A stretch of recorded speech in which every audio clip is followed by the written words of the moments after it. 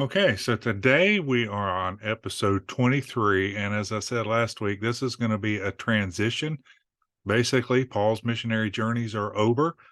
And so he's back in Jerusalem. He's going to go through a series of testimonies here. Today, we're going to see him uh, get arrested. It gets a little confusing. Basically, he is taken into custody by some people at the temple, and things start getting out of hand. And so the Roman soldiers come in and actually take custody of him. But then they arrange an opportunity for him to meet before the Sanhedrin. So that's what's going to happen today as we go through this. Um, I'm gonna uh, read quite a bit of this. I'm going to skip some parts. Just it gets a little lengthy, but I want you to see how all of this plays out, really, because what you're seeing is, a part of how God had prepared Paul. Paul being not only a Jew, but he is a Pharisee, and so he is going to use that in his testimony. He's also a Roman citizen, so he's going to use that uh, to kind of move himself out of a position of danger. And so it's a complex scenario here.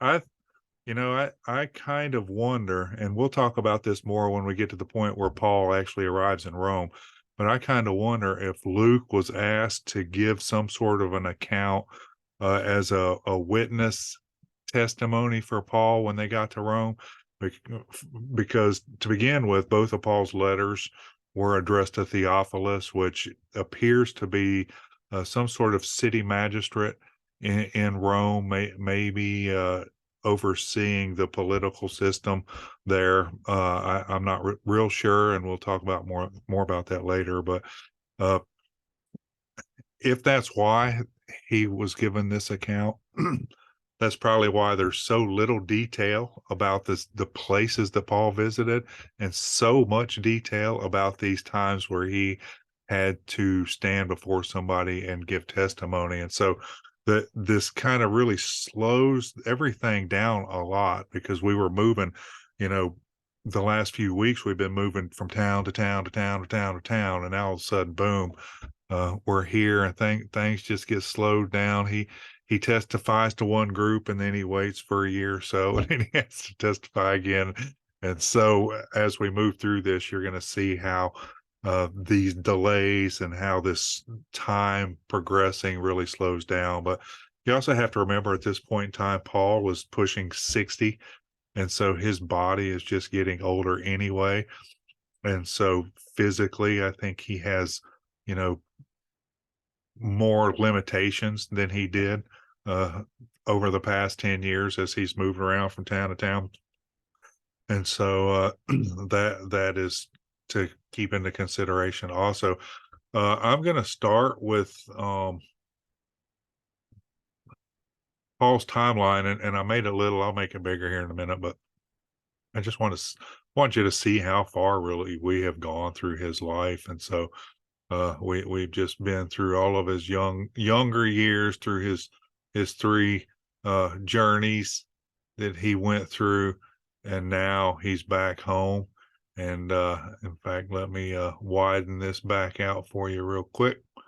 So he's back home, and he's going to be taken into custody and given account to the Sanhedrin, and of course they're all going to want him to die. And it's another thing that's funny about the passage we read today. They're going to introduce somebody we didn't know existed prior to this, and that's Paul's sister. So we knew Paul was raised in Tarsus, so obviously he had a mother and a father, and we don't know anything about other siblings, but this will mention a sister and a sister's son, his nephew. So we know that Paul at least had that many relatives there in Jerusalem. So uh, we're going to be talking about the Sanhedrin Council. This is a picture that I've got of it, and it basically was the Supreme Court. So they had every city had a miniature Sanhedrin Council, had 23 members, but the one in Jerusalem, the one in the temple, was made up of 71 people. Of course, you had 35 Pharisees, 35 Sadducees. And when it was designed, the main guy that oversaw it was the high priest. And of course, that switched over. And so we're gonna talk about that. It's no longer the high priest now, but so we'll look at that. This is a Wikipedia page, and I'm going to put this as a link in the description box down below so that you can go follow it. But there's a lot of information here, and it talks about the 23 judge panels and the 71 judges of the main Supreme Sanhedrin Council, and all of these little things in blue are links where you can go to other information. So if you want to if you want to check out this website and really study up on how all of this stuff worked, it really is fascinating. One thing I want to look at is the powers. Okay, so the Talmud here identified two classes of the court, which is the Sanhedrin and the Great Sanhedrin. Of course, the Lesser Sanhedrin was the one that each city had with 23 judges. And then the Great Sanhedrin, which was basically their Supreme Court, was 71. And so that's basically how it was set up. They wanted an uneven number, and so that, there weren't ties when they voted or anything.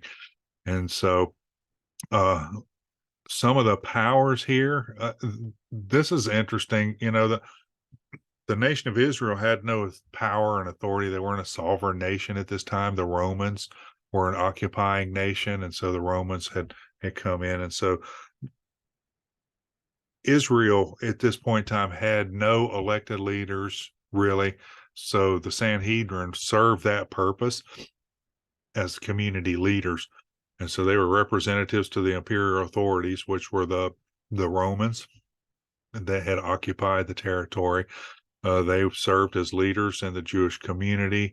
They appointed judges to the Jewish courts around the land, which would be these smaller panel courts. The big court would appoint those judges. They had authority to regulate the calendar, which is interesting. They issued enactments and decrees. They dispatched emissaries to dispersia communities, and we've talked about the dispersia several times in our Bible studies. During the days back when the Assyrians had attacked the northern kingdom of Israel and the Babylonians had attacked the southern kingdom of Judah, a lot of Jews, out of fear of death and captivity, left. And so they went to places like Asia Minor and Macedonia and Achaia and Egypt, and they just dispersed. It was the dispersion. And so all of these places, and you saw this during Paul's time when he was on his missionary journeys, all of these places had little synagogues in them where the Jewish communities would gather together. And so what would happen is when this Sanhedrin court met, if there was anything really vital to the Jewish community as far as information, they would send messengers out to all these other communities to relay that information. It's funny, this is kind of a side note, but I was in Lancaster a couple of years ago, and I got a copy of the Lancaster newspaper, and there was articles in there from Amish communities all around the country. In fact, all around North America. I think there was some stuff in there from Amish people up in Canada. You had Michigan.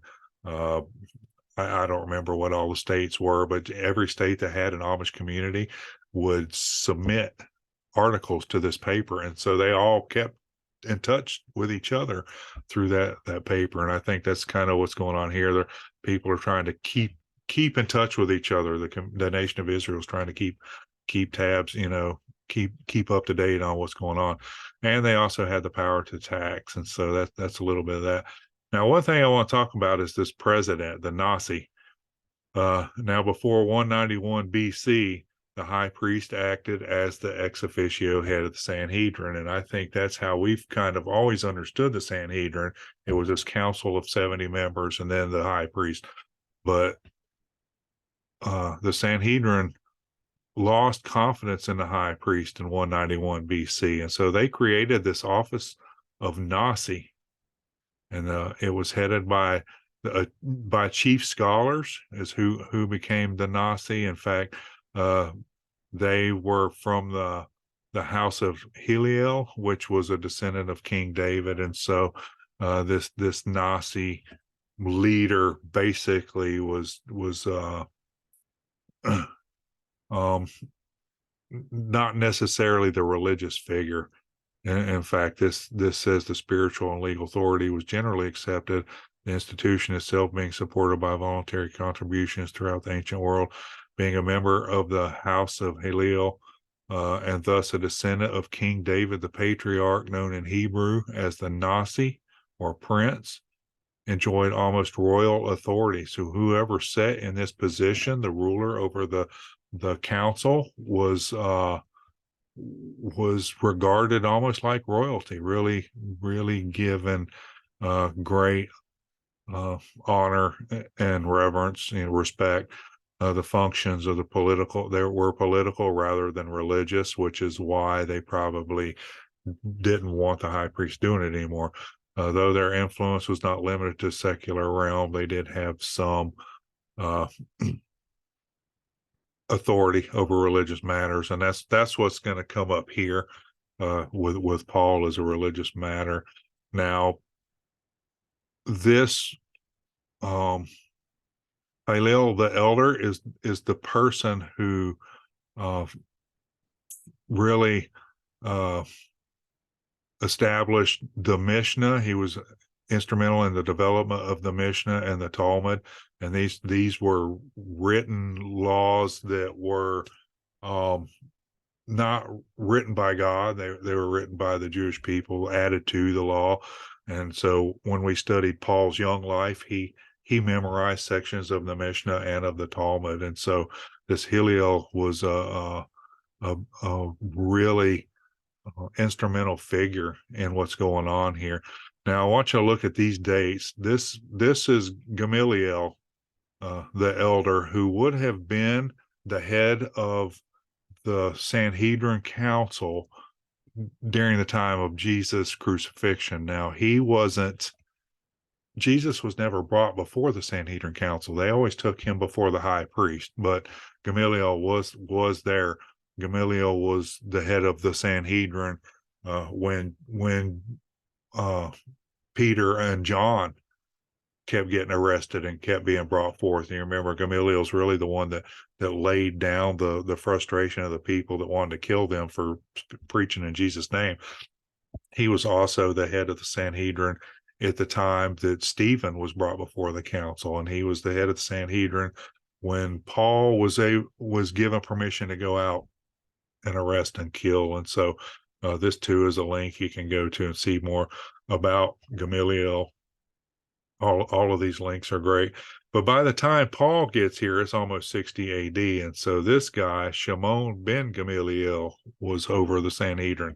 Now, this was actually Gamaliel's son, and he was much closer to Paul's age. And so they may have known each other. In fact, they may have been fairly good friends in their younger years. It's hard to say, but they both had similar positions. They both had a similar age. And so I think Gamaliel was fond of Paul's when he was a student, and so it's very possible that these two could have been friends. But that's kind of the dynamic here. And so I wanted to read real quick. I'm already running late on time. We came back to Jerusalem the other day. Our group did here. They returned, and the brethren received them, and they gave an account of what was taking place. And then it says, let's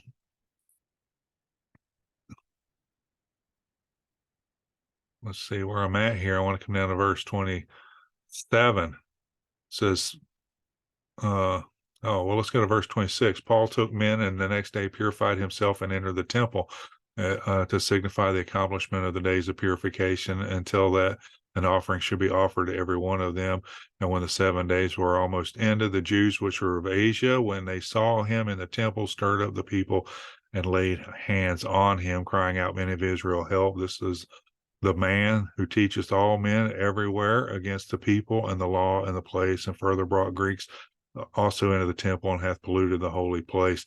And so basically he finishes giving his report to the church, and then he goes over to the temple for this purification ceremony, and he's preaching and teaching, and people stir up uh, the Jews in the place, and they lay hands on him. So basically, they take him into custody.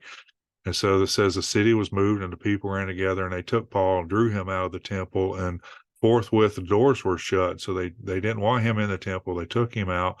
And when they went about to kill him, tidings came to the chief captain of the band, and all Jerusalem was in an uproar, who immediately took soldiers and centurions and ran down to them. And when they saw the chief captain and the soldiers, that they left beating the of Paul.